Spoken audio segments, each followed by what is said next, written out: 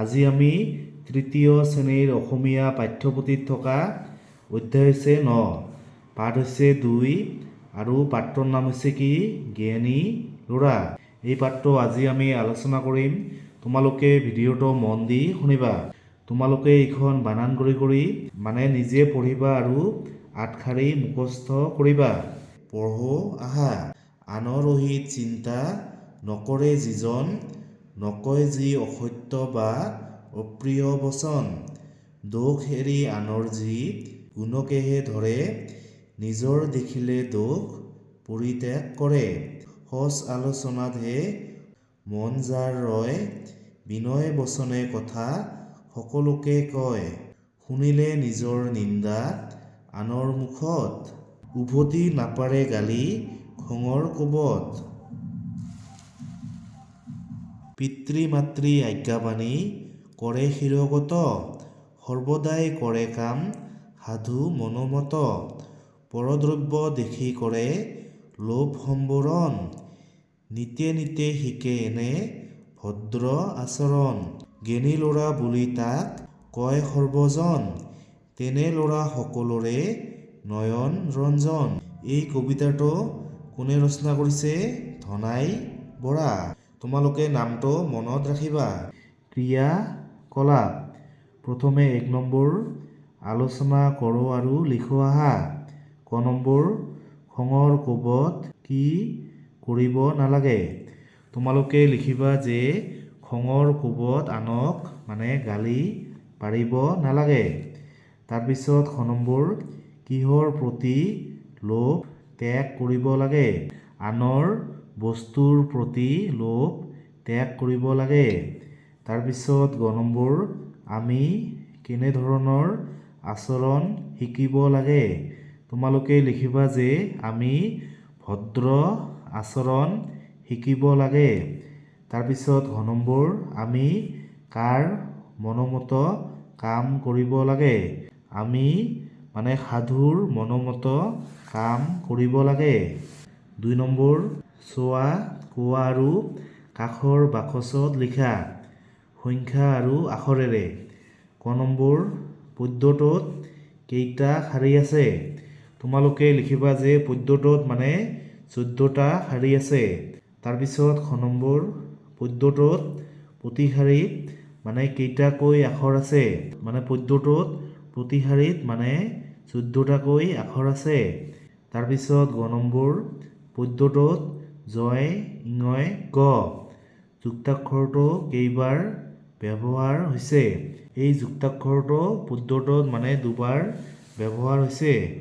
3 number তলৰ প্ৰশ্নবোৰৰ শুদ্ধ উত্তৰটো বাছি উলিয়াই সঠিক চিনটো পূৰ কৰা।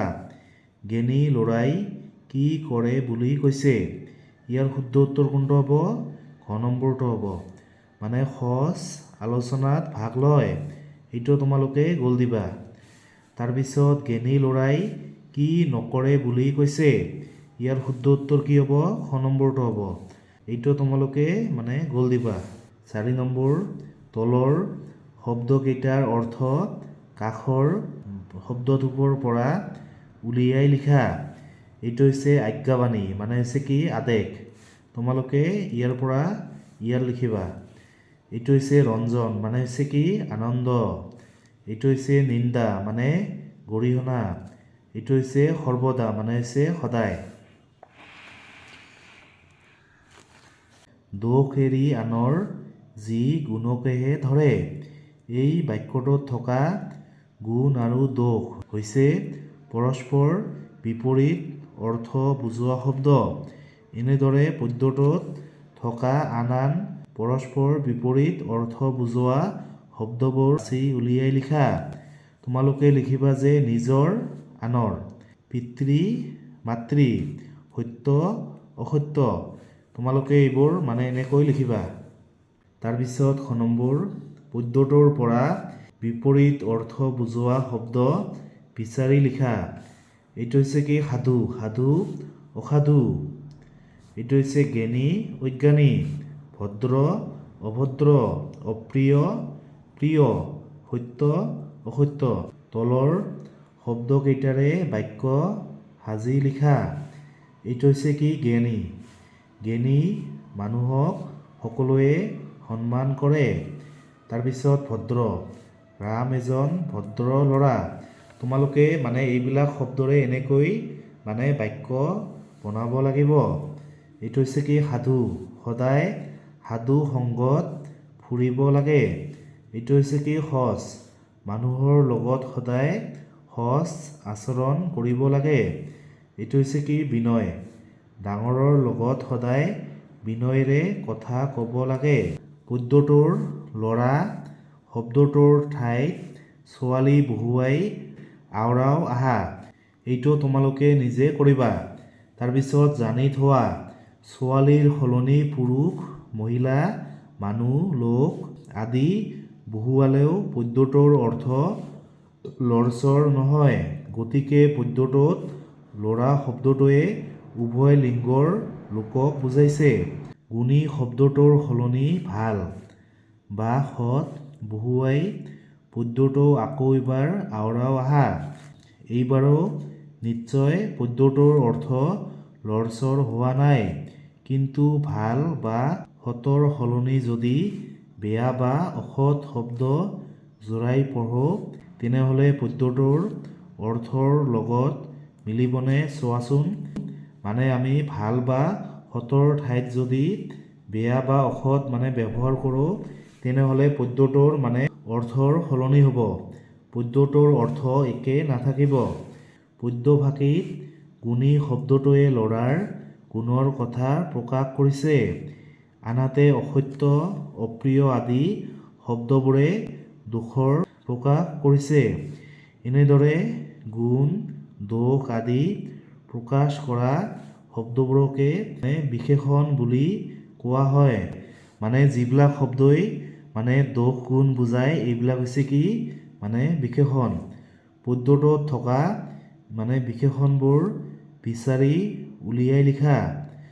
বিশেষণ হৈছে কি যিবিলাক শব্দই বা যিবিলাক পদে দোষ বা গুণ বুজায় সেইবিলাক হৈছে কি বিশেষণ। এইটো হৈছে অহিত, এইটো হৈছে জ্ঞানী, এইটো হৈছে ভদ্ৰ, লোভ, এইটো নিন্দা, এইটো হৈছে বিনয়, এইটো হৈছে সঁচ, এইটো হৈছে দোষ, এইটো হৈছে অসত্য আৰু অপ্ৰিয়।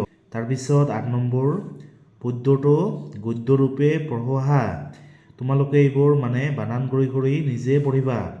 যিজনে গুণী ল'ৰাই আনৰ অহিত চিন্তা নকৰে। যি গুণী ল'ৰাই অসত্য আৰু অপ্ৰিয় বচন কথা নকয়। যি হৈছে গুণী ল'ৰাই। গুণী ল'ৰাই আনৰ দোষ এৰি গুণকেহে ধৰে বা লয়। গুণী ল'ৰাই নিজৰ দোষ দেখিলে পৰিত্যাগ কৰে। যাৰ মন সঁচ তেওঁ সঁচ আলোচনাতহে ৰয়। গুণী ল'ৰাই সকলোকে বিনয় বচনে কথা কয়।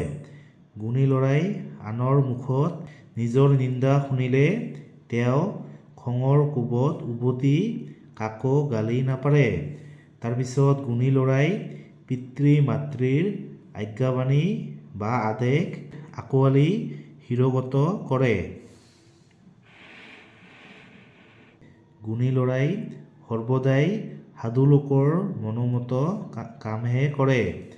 পৰদ্ৰব্য দেখি তাৰ প্ৰতি লোভ সম্বৰণ কৰে। পৰদ্ৰব্য হৈছে কি আনৰ বস্তু। গুণী ল'ৰাই নিতে নিতে ভদ্ৰ আচৰণ শিকে। সৰ্বজনে তাক জ্ঞানী ল'ৰা বুলি কয়। তেনে ল'ৰা সকলোৰে নয়ন ৰঞ্জন। তোমালোকে এইখন নিজে বানান কৰি পঢ়ি ল'বা। তলৰ পদ্যফাঁকিলৈ চোৱা। আনৰ অহিত চিন্তা নকৰে যিজন, নকয় যি অসত্য বা অপ্ৰিয় বচন। অৰ্থাৎ আনৰ অহিত চিন্তা নকৰাজনে কেতিয়াও অসত্য কথা নকয়। এই সত্য কেতিয়াও সলনি নহয়। তেনেদৰে মানুহ মৰে, চৰাই উৰে, নৈ সাগৰলৈ বয়, পূব দিশত বেলি উদয় হয়। এই কামবোৰ আগতেও হৈছিল, এতিয়াও হয় আৰু ভৱিষ্যতেও হ'ব, অৰ্থাৎ এইবোৰ সদায় সত্য। মানে এইবিলাক হৈছে চিৰসত্য কথা। মানে মানুহ আগতেও মৰিছিল, এতিয়াও মৰে আৰু ভৱিষ্যতেও মৰিব। এইবিলাক হৈছে কি চিৰসত্য কথা। তাৰপিছত 10 নম্বৰ পদ্যটোত তেনেকুৱা চিৰসত্য কিছুমান গুণ আৰু দোষৰ উল্লেখ আছে, সেইবোৰ বাছি উলিয়াই লিখা। তোমালোকে এইবিলাক মানে এনেকৈ লিখিবা। আনৰ অহিত চিন্তা নকৰা, অসত্য কথা নোকোৱা, পৰদ্ৰব্য দেখি লোভ নকৰা। এইবিলাক হৈছে কি দোষ। অসত্য কথা কোৱা, আনক গালি পৰা, আনৰ অহিত মানে চিন্তা কৰা। তাৰপিছত 11 নম্বৰ পদ্যটোৰ কোনটো ফাঁকি পঢ়ি তোমাৰ বেছি ভাল লাগিছে লিখা আৰু কিয় ভাল লাগিছে কোৱা। ইয়াত মই লিখিছোঁ, শুনিলে নিজৰ নিন্দা, আনৰ মুখত উভতি নাপৰে গালি, খঙৰ কোবত। মানে মোক এই শাৰীটো ভাল লাগিছে, কাৰণ সাধাৰণতে মানুহে নিজৰ নিন্দা শুনিলে উভতি ধৰে বা তাক গালি পাৰে, কিন্তু জ্ঞানী ল'ৰাই ধৈৰ্য ধৰি ৰয় আৰু নিজৰ দোষ আঁতৰায়। তোমালোকে এইটো এনেকৈ লিখিলেই হ'ল। তলৰ প্ৰশ্নবোৰৰ উত্তৰ লিখা। ক নম্বৰ, জ্ঞানী ল'ৰাৰ গাত থাকিবলগীয়া কেইটামান গুণৰ বিষয়ে লিখা। তোমালোকে এইটো নিজে লিখিবা। জ্ঞানী ল'ৰাই আনৰ বেয়া চিন্তা নকৰে, অসত্য কথা নকয়, ভদ্ৰ আচৰণ কৰে, আনক গালি নাপাৰে, নিজৰ দোষ পৰিত্যাগ কৰে। তাৰপিছত খ নম্বৰ, সেই গুণবোৰ তোমাৰ গাত আছেনে নাই এবাৰ ৰিজাই চাই মিল অমিলবোৰ লিখা। এইটো তোমালোকে নিজে কৰিবা। তাৰপিছত গ নম্বৰ, যদি কোনোবাটো গুণ তোমাৰ গাত নাই, তেনেহ'লে তুমি সেই গুণটো কেনেদৰে আহৰণ কৰিবা কোৱা। তোমালোকে লিখিবা যে আমি অভ্যাস কৰি সেইবোৰ গুণ আহৰণ কৰিম।